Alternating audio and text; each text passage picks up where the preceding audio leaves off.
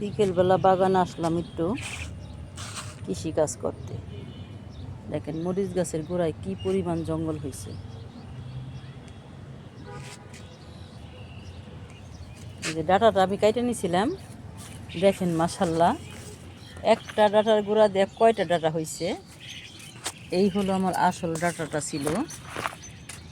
এই যে দেখেন, ডাঁটায় যে লাগাবেন গোড়ায় থেকে তুলবেন না। এই যে এটা আমি আবার কালকে কেটে নিব, আবার এটার গোড়াতে আবার অনেকগুলি জ্বালাবে। এখন আমি মরিচ গাছের গোড়াটা একটু পরিষ্কার করব। বিসমিল্লাহ।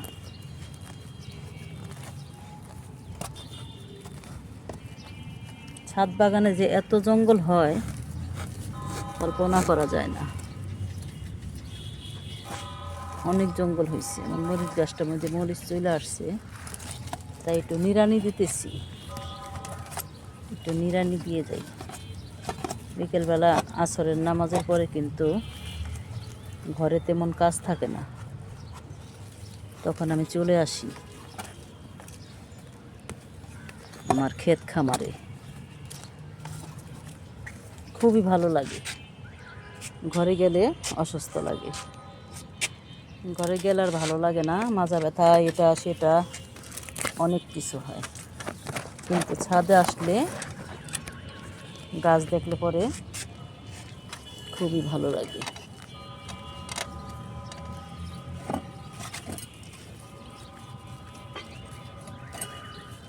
কতগুলি জঙ্গল তুললাম। এই যে ধৈঞ্চার মতো কি জানি হয়, যে ধৈঞ্চার মতো জঙ্গল। আবার এক সপ্তাহ পর আবার হয়ে যাবে।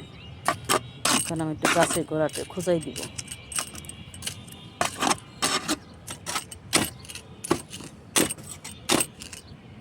বৃষ্টিতে মাটিটা শক্ত হয়ে গেছে।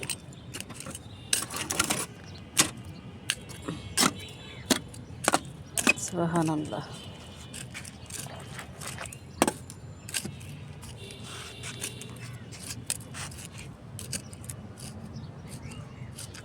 দুইটা তিনটা গাছ থাকলে কিন্তু মরিচ কিনা খাইতে হয় না।